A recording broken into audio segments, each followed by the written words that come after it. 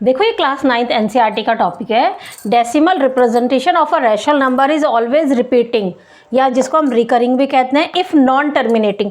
अगर non terminating हुआ तो रिपीटिंग ज़रूर होगा। ऐसा क्यों है देखो समझते हैं। बड़ी दिक्कत होती है बच्चों को ना लिखने के लिए कि लिखेंगे कि नॉन टर्मिनेटिंग है, फिर सोचेंगे रिपीटिंग है कि नॉन रिपीटिंग है। अरे सोचना ही नहीं है भाई, रैशनल नंबर है तो रिपीटिंग ही होगा हमेशा, नॉन रिपीटिंग हो ही नहीं सकता कभी। कैसे देखो, सिंपल सा एक एग्जाम्पल से चेक करते हैं। सपोज 7 से किसी नंबर को डिवाइड करना है, ठीक है। अब आप देखो यहाँ पर क्या हो सकता है, यहाँ पर हो सकता है अगर 8 हो सकता है, 8, 9, 13, ठीक है। 14 भी हो सकता है, उसको भी डिस्कस करेंगे। लेकिन एक बात बताइए, अगर यहाँ तक हुआ 8 से लेकर 13 तो मैंने तो फिर 1 ही देना है ना। कि अगर 7 हुआ तो आपका जो सब्ट्रैक्शन आएगा 1 आएगा।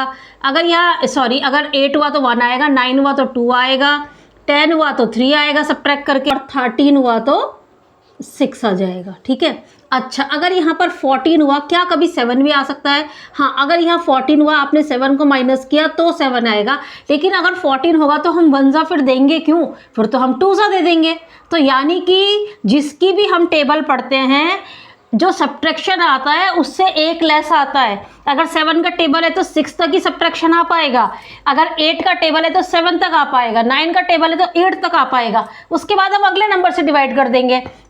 तो देखो, जैसे कोई नंबर है, इसी 7 को ले लेते हैं हम, डिवाइड कर देते हैं। सपोज कोई बहुत बड़ा नंबर है, करते करते माइनस करके इसका 3 बचा, ठीक है। आपने डेसिमल लगाया, बहुत कुछ आ गया, ये डिवाइड करके बहुत लंबा 1, 2, 4, 5 कुछ आ गया, ठीक है।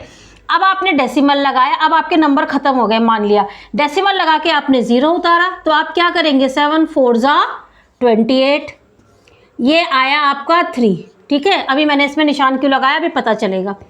2, फिर आप क्या करेंगे? 0 उतारेंगे, 20 बनेगा। अब आप करेंगे 7 2 14 आया, अब 5 आ गया 50। ये आप लिखोगे 7 7 49, है ना। 50 में से 49 गया, अब आया आपका 1। अब होगा ये 7 1 7, अब हुआ आपका 3 1। अब देखो फिर से 3 आ गया। क्यों आया 3? क्योंकि 1 भी आ चुका है, 3 भी आ चुका है, 2 भी आ चुका है, 3 भी आ चुका है, 4 भी आ चुका है, 5 भी आ चुका है, 6 भी आ चुका है। अब 7 थोड़ी आएगा, अब इन्हीं में से तो कुछ ना कुछ आएगा। जैसे ही इन्हीं में से कुछ आएगा वहीं से रिपीटिशन शुरू हो जाएगी। फिर आप क्या करेंगे? 30 हो गया, 7 4 यही सेम नंबर 28। तो ये चीज़ आपकी फिर से रिपीट होगी ना। तो डिवाइड कर रहे हैं किसी नंबर को, और ये सिंपल फॉर्म में सपोज, तो उसमें जो टोटल नंबर ऑफ रिपीटिंग जो डिजिट्स होंगी वो कितनी हो सकती हैं? मैक्सिमम 14। ये कॉन्सेप्ट हमारी एनसीईआरटी में दिया है।